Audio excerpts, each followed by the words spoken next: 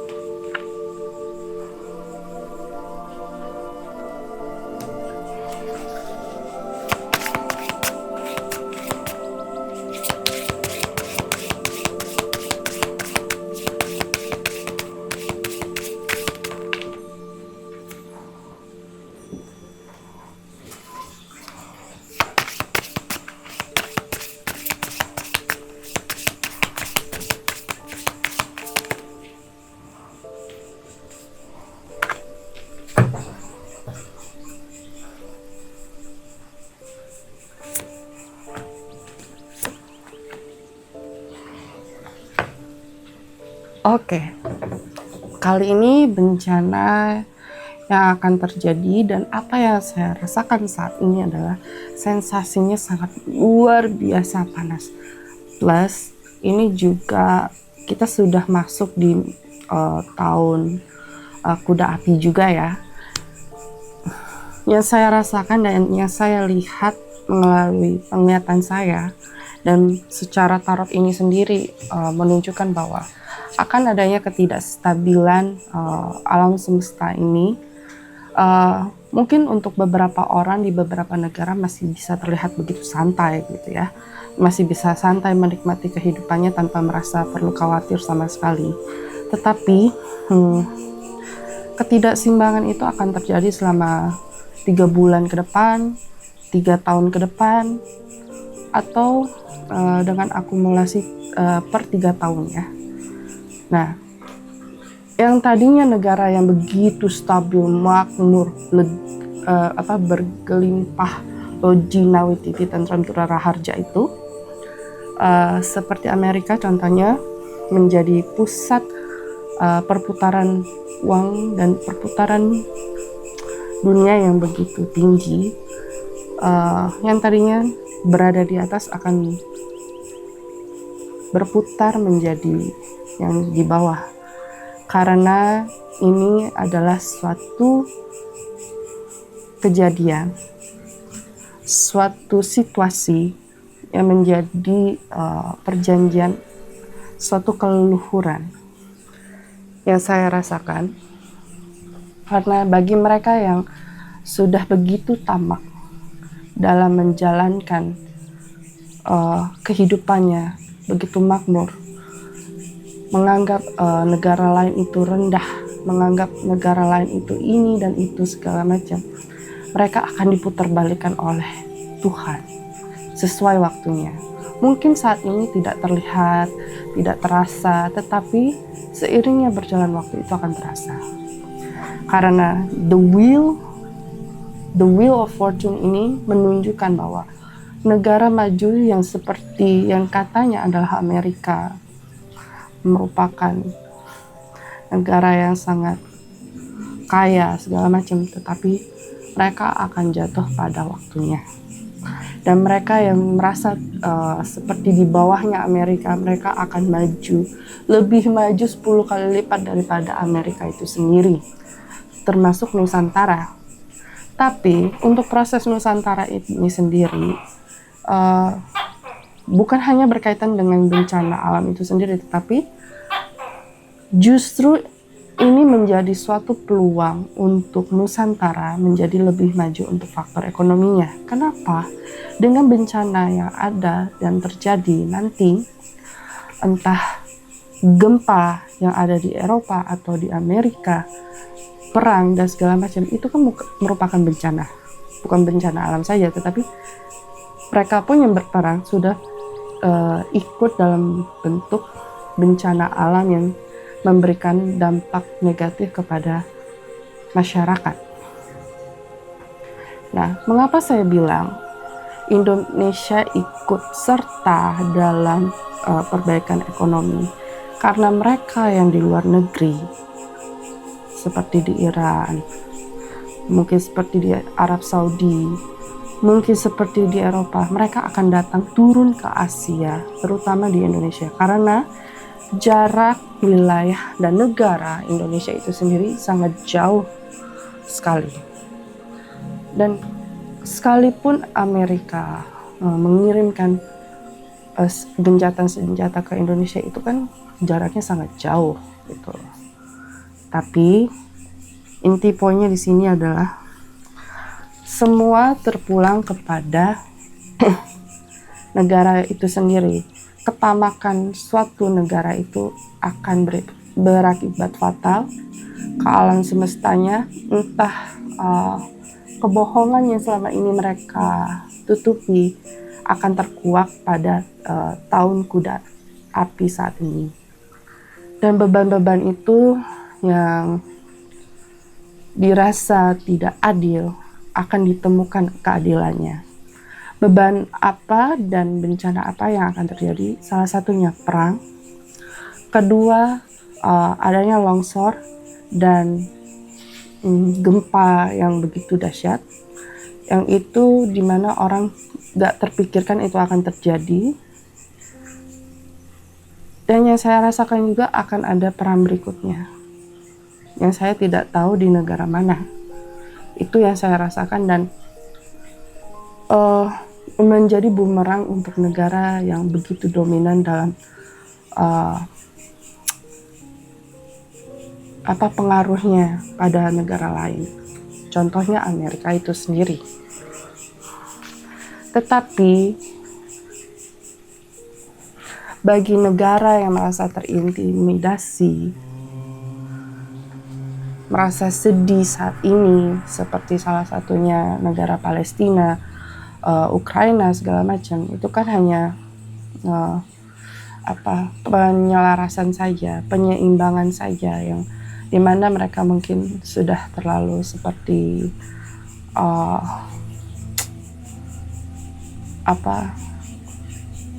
ya pokoknya harus ada yang diratakan, harus ada yang disirkulasikan lagi agar menjadi lebih baik.